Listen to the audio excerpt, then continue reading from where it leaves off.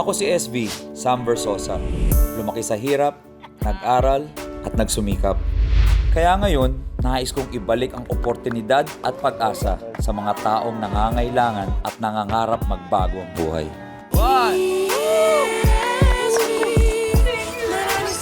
Pilihan nyo yung mga size nyo. Bibigay pa kami sa'yo na. Ako si SB, Sam Versosa. Sam Versosa po. Ngayong gabi sa Dear SB, Sam Versosa. tatlong muka ng inspirasyon at pag-asa. Mga kwento na sa ating lubos na pahanga. Dahil sa kanilang positibong disposisyon, malakas na pananampalataya at di matawarang sipag. Lumalaban anumang hamon ng ibato sa kanila ng buhay. Pero kamusta nga ba sila matapos nating matulungan dito sa Dear SB at alamin ang mga naging pagbabago sa kanilang buhay? Ang galing naman!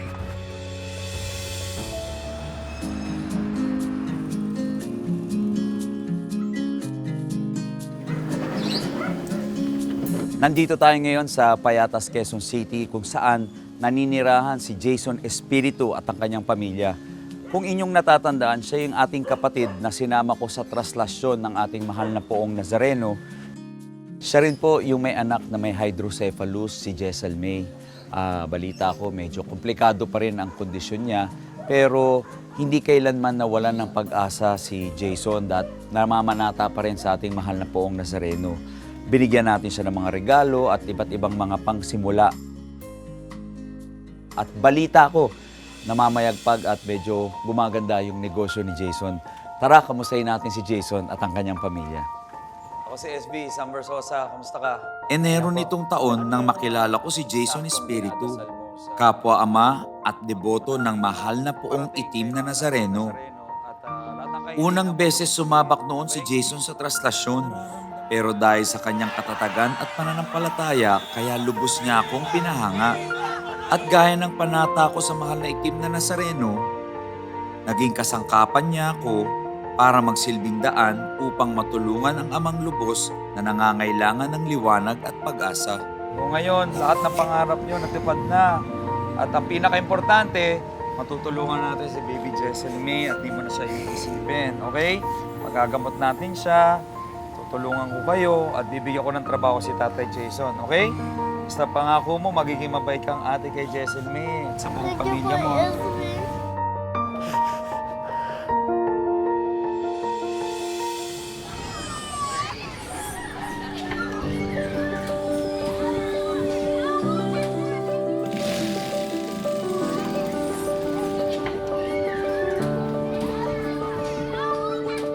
So, surpresahin natin si Jason. Hindi niya alam nandito ako ngayon. Tao po, kamusta po? Kamusta na? Kamusta ka, Maylin? Kamusta ka? Oh, ba't ka umiiyak? Kamusta? Kamusta kayo? SB? Hi, Jessel. May. Kamusta kayo? Kamusta? Wow. Kamusta ka? Sabi ko sa'yo. Umiiyak. Jason! Sir, Kamusta ka na? kailan po? Istorbo kayo, kumakain ka pala. Unang pagkikita pa lang namin ng pamilya ni Jason, ramdam ko na agad sa kanila ang nag-uumapaw na kagalakan at pag-asa. Pwede ba pumasok? Sir, Sige lang, sige lang. Oh, ay, Jessel May. Kamusta ka na, Jessel May? Si Kuya SB, nandito. Hello! Dito si Kuya SB. Maski si Jessel May, mukhang nasurpresa rin sa pagbisita ni Kuya SB. Balita ko, meron na kayong bagong pinagkakakitaan at negosyo. Sinong nakaisip nun? kami pong dalawa, asawa. Naisip nyo? So yung binigay naming regalo sa inyo, yun yung pinambili nyo ng Opo. makina. At, Ito yung kuryente. so meron na kayong patahian, may kuryente. Pansin ko, may munti rin kayong tindahan dito So lahat ng klaseng pagkakakitaan talagang ginagawa ninyo. Balita ko, nagta-tricycle ka rin? Nagba-boundary ka sa tricycle? Opo. Ano yun, araw-araw? Ano lang, tuwing panggabi kasi ako, pag-araw iba yung driver, sa gabi na naman ako. Bumundira ako tag 200, bundira. So, napakadami ng pinagkakakitaan nila. No? Talagang lahat ng pwedeng pagkakitaan ginagawa nyo para lang mapantustos sa pamilya. Nakakataba ng puso marinig ang kwento nila Jason. Napanatag ang loob ko dahil nasa mabuting lagay na silang magpamilya. Lalo na ang kapakanan ni Jesselmy gamit ang mga biyayang handog natin sa kanila. Wow, ang dami naman dito. Lahat ba to mga nagawa mo na? O gagawin pa lang? Tapos Gawa na na yan, yun, sir. naka-plastic. Talaga? Yan ang sasako at saka plastic. For delivery na to? Saan to binibenta o dinideliver? Sa latex po. Latex. Pwede mo magpakita paano mo ginagawa yung mga basahan? Yun o. Dali lang pala, iniikot-ikot lang. Ano po, ISB, subukan mo. Gusto mo Ha? subukan? Subukan ko, sige. May pinipindot sa paa? Mm-mm. Dapat maingat ka rin kasi naman. Oops, naipit.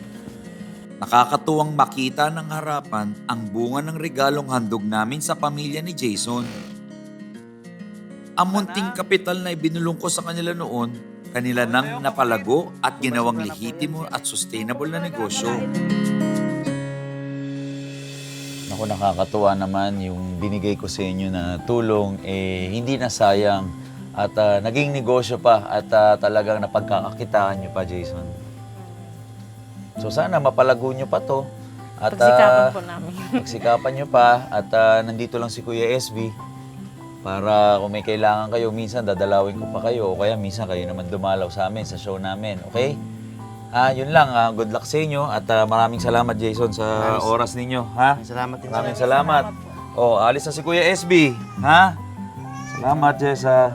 O, hatid nyo muna ako, alis na ako. Tara, tara. Pero lingid sa kaalaman nila Jason, So, hindi nila alam. May sorpresa ako sa kanila. Dahil natuwa ako sa mga ginawa ninyong pagpapalago doon sa mga tinulong namin. Bago ko umalis, may konting regalo ko sa inyo, ha? Konting regalo lang dahil nakita ko na tinupad mo yung pangako mo na palalaguin mo yung mga regalo namin sa Dear SB. Bago ko umalis, may handog ako sa inyong mga additional na mga tatahin at retaso para additional pagkakitaan niyo. Tara, dito kayo. So yan, mga iiwan kong additional na retaso at additional na pangnegosyo ninyo. Okay? Para may additional pa kayong income. Ang tulong po yan, Kuya ISB. at syempre, makakalimutan ko ba naman si Jessa? O dahil nandito si Kuya SB, may regalo akong cellphone para sa'yo. Ito, additional kasi nawala eh. So dapat laging may kapalit, okay? O huwag mo nang wawalain yan, ha? Iingatan mo. Thank you po Kuya SB. Ano man, lambing talaga to si Jessa. Laging umiiyak. Saka ano umiiyak? Regalo ni Kuya SB yan. Siyempre, pag dumalaw si Kuya SB, laging may regalo. Pero hindi pa dyan nagtatapos ang regalong handog ng Dear SB. Para lumigaya si James at ang buong pamilya, may additional ako sa inyo mga paninda para sa tindahan. Ilabas na yan. Ito pang additional ko, ha? Regalo ng Dear SB para sa inyo. Pandagdag na sa negosyo ninyo.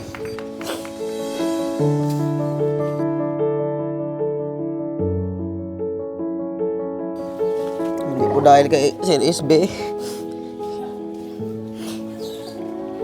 Talagang hirap ako.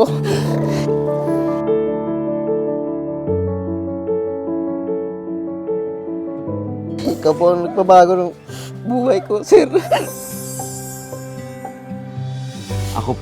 Ako Jason, yung napaligaya ninyo. Kaya lalo akong ginaganahan na bumalik at magbigay pa ng additional na mga tulong sa inyo at sa mga kababayan natin. Maraming salamat, Sir.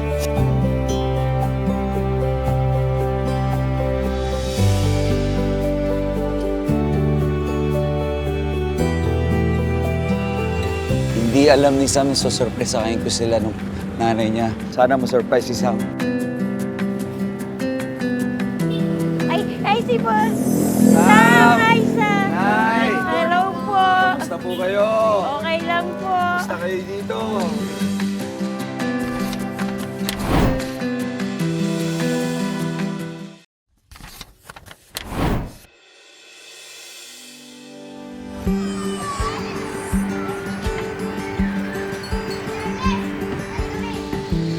Nagbabalik Sampaloc, Manila po muli ang inyong Kuya SB para kamustahin po ang isang kapwa ko batang Sampaloc na si Sam Flores. Si Sam po yung natatandaan niyo yung tinulungan natin na may blood disorder na tinatawag na beta thalassemia. Ito yung kailangan siyang salina ng dugo buwan-buwan at para po matulungan siya sa kanyang pagpapagamot, binigyan natin siya ng medical at financial assistance at ang pinaka-importante doon, yung negosyo package na food cart para talagang makapagpagamot at makapag-ipon ang kanyang pamilya. Ito yung unang TikTok dance namin sa iPad ni Sam. Tara, kumustahin natin si Sam. Bagaman hirap sa pangangalap ng pera para sa buwan ng pagpapasali ng dugo ng kanyang anak na si Sam, hindi huminto sa paghahanap ng paraan si Nanay Matet para masigurong hindi mapapabayaan ang kalusugan ng anak. Kaya para makatulong sa kanilang pang-araw-araw, isang kabuhayan package ang inihandog ko na layong magpapagaan sa kanilang pinapasan na problema.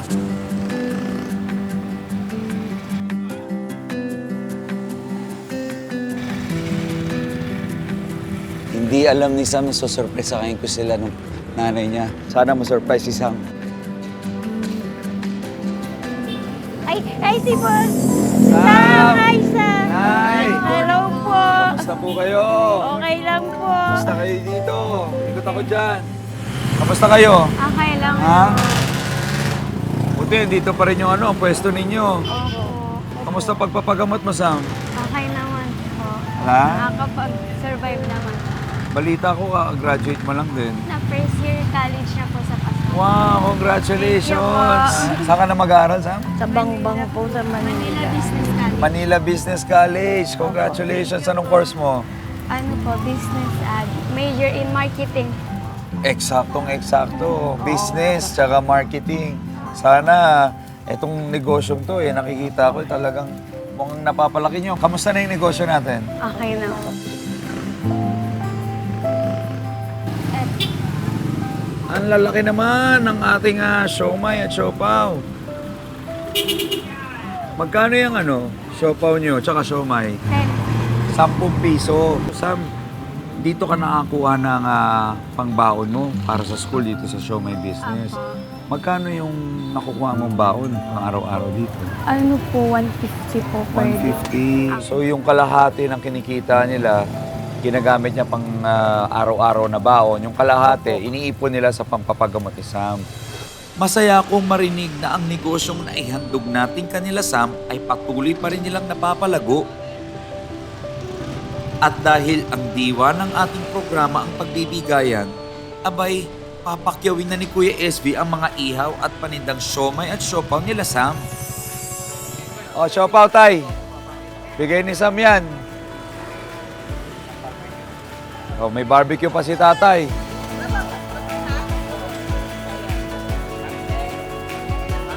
Sobrang sipag ni Sam, oh.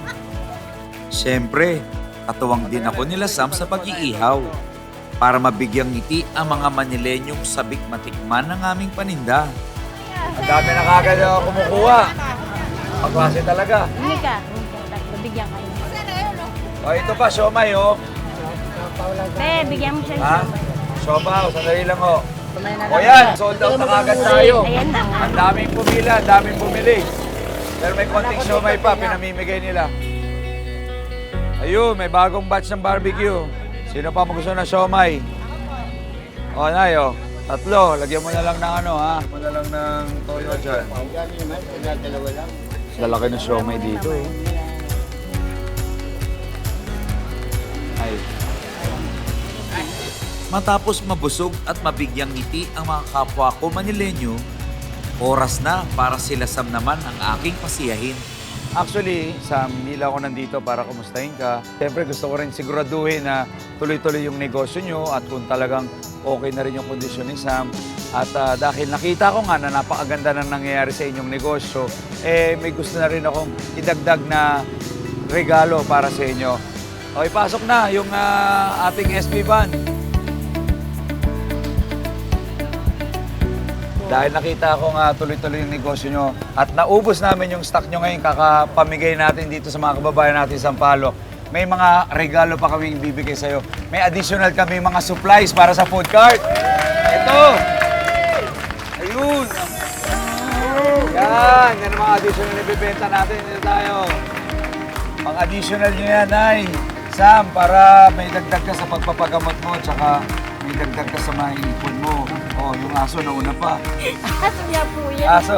Ito yung aso niya nakasama namin palagi. Additional na regalo ng Dear SB para sa inyo. Additional supplies na siopaw at siomay, ha? Para tuloy-tuloy yung pagpapagamot mo at para makadagdag na rin sa pabaon mo sa pag-aaral mo. Okay, Sam? Matay. Ha? Salamat din. Thank you, ah.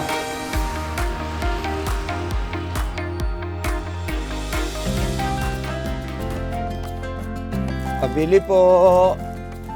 Pabili. Lola Pedeng. Kamusta po? Namiss ko kayo. Kamusta po kayo? Kamusta, Lola?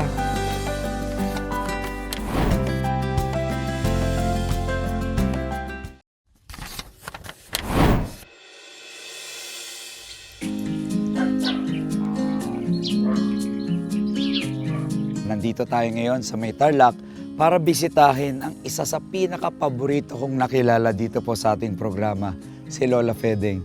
Kung naalala niyo po, si Lola Feding po yung 87 years old na pedicab driver na nakilala ko, na nagbigay sa akin ng kasiyahan kahit na na-meet ko siya nung kamamatay lang ng aking ama. Pero nung nakilala ko siya, napakamasiyahin. Talagang binigyan ako iba't ibang advice at napaka-positibo po ng pananaw sa buhay kahit sa pinagdadaanan niyang kahirapan. Nagbigay tayo ng konting tulong sa kanya, napasaya natin siya nung araw na yon at balita ko yung naitulong natin ay nagawa niya pong negosyo at napapalago niya ngayon. Kaya ngayon po gusto ko siyang sorpresahin at kamustahin. Tara, kamustahin natin si Lola Feding. Kwela, masiyahin at sobrang positibo. Ganyan ko nakilala ang super lola na si Feding Villalon na ngayon 87 years old na. Sa kabila ng kanyang katandaan, nagagawa pa rin kumayod ni Lola Feding sakay ng kanyang pedicab. At dahil lubos na nakakahawa ang kanyang pagiging masiyahin at ngiti, isang tradisyon ang nabuo dito sa Dear SB.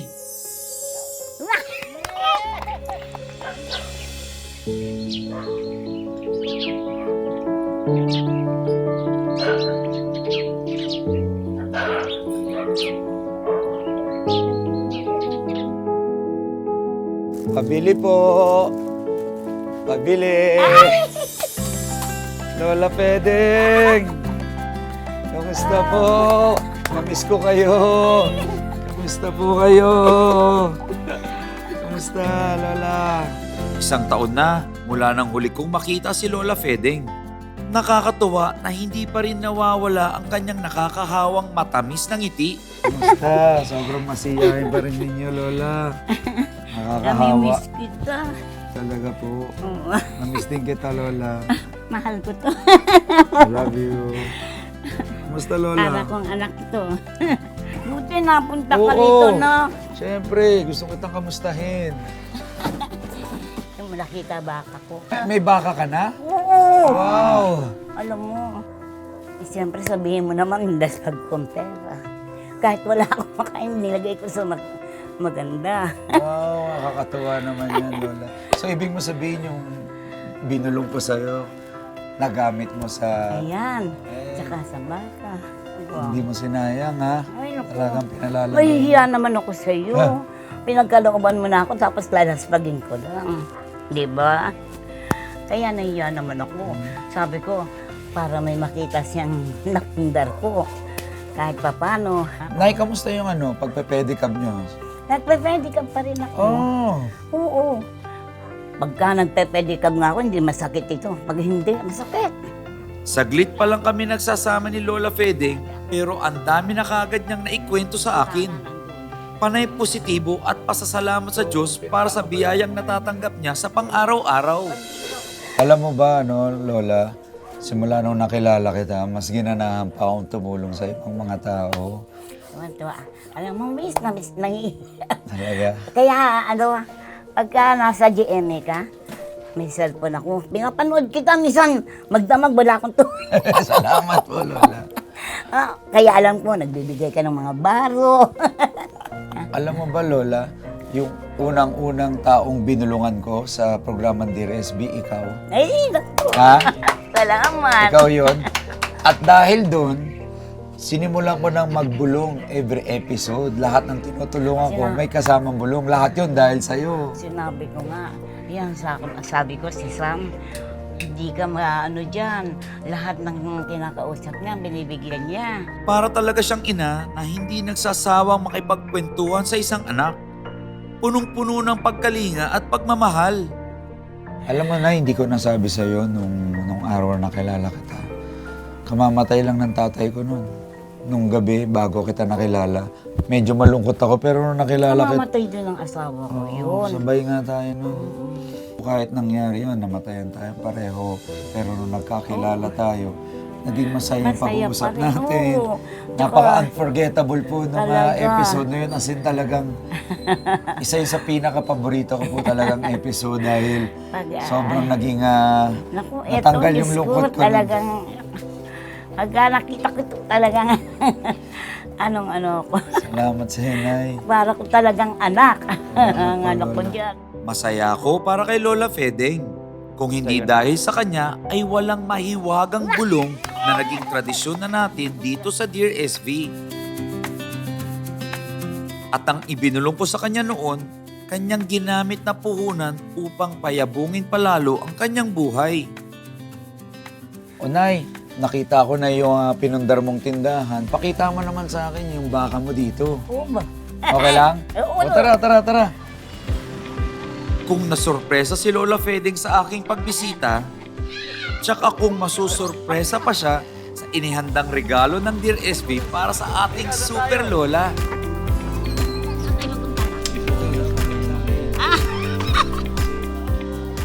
Sa totoo lang, Lola, masaya ako na nakasama kita. Ay, lalo na ako. At dahil doon, Lola, dahil napasaya mo ko, dahil nagamit mo at napalago mo yung mga tinulong namin sa'yo, meron ako konting regalo para sa'yo, ha? Ay, thank Para bago you, ako Lord. umalis, masaya ka palalo, okay? Thank you, Lord. Okay. Okay. Yung SB band, paanda rin na. Ayun, Lola! Binigyan ko naman.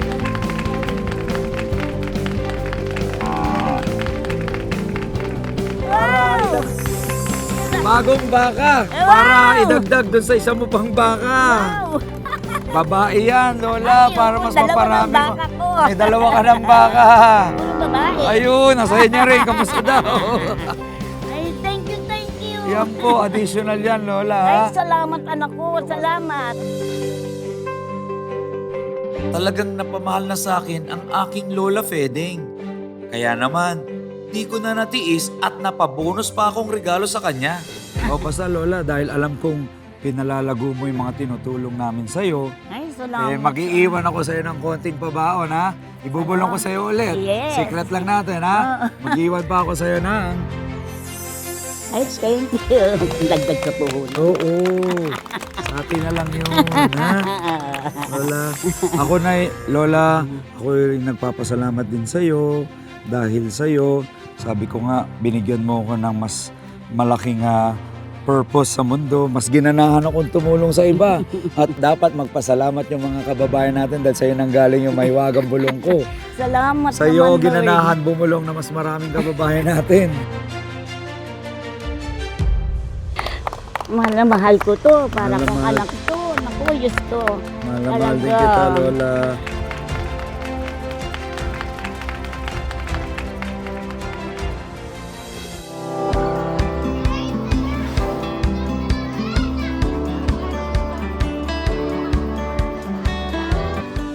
Andito tayo ngayon sa Barangay 564 sa Sampaloc, Manila. Dito sa may Lerma, corner Arpapa, nagsasagawa tayo ng weekly medical mission natin na nagbibigay ng mga libreng gamot, konsultasyon at mga free laboratory testing like X-ray, ECG, ultrasound at iba pa.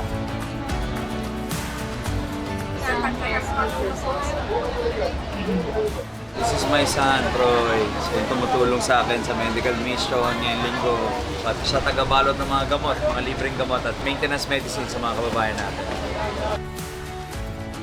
Una-una po yung wala pong pang-check up, pambiling gamot, malaki po natutulong sa amin yun. Okay naman, wala na ako problema. Smooth naman na tuloy-tuloy naman yung clonal service.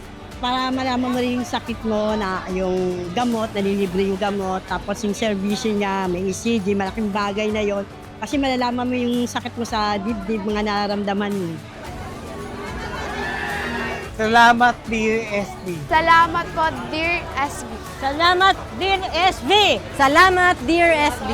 Salamat, Dear SB. Salamat, Dear SB.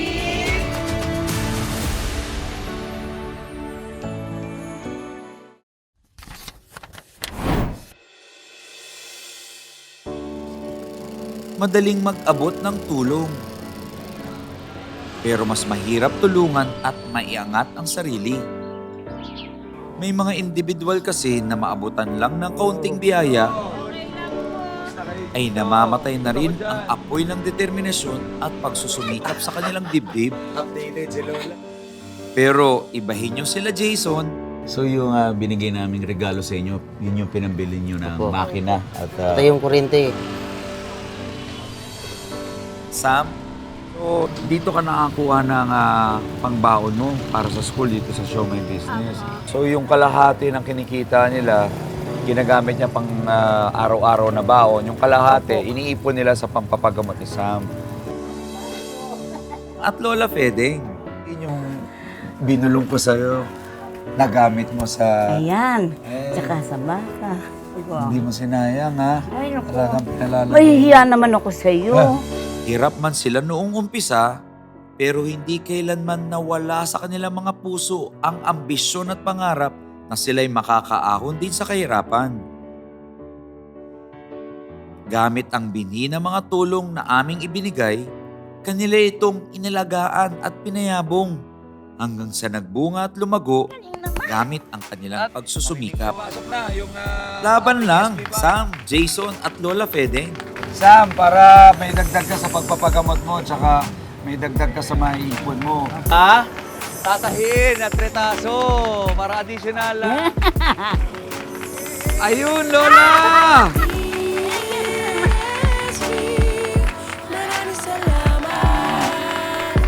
Ito po ang nagpabago ng buhay ko, sir.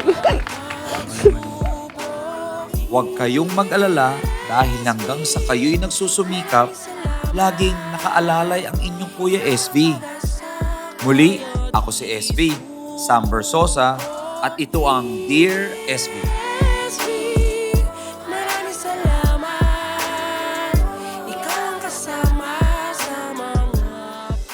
Nandito ho tayo sa Baseco Compound, dito sa port area sa Maynila. So nandito ho kami para magbigay ng mga ayuda para sa mga salanta nating kababayan ng Bagyong Karina.